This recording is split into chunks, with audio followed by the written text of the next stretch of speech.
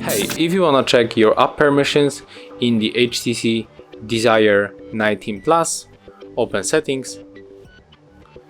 Now we have to go to the Apps and Notifications, click on Advanced, click on the app permissions, and for example we can go to the location, and as you can see there's a list of all applications that have access to your location. So if you, for example, don't want to turn it on the Google, just click on this marker, and of course you can do this to every application available here. So thank you for watching, leave likes, subscriptions, and of course comments below.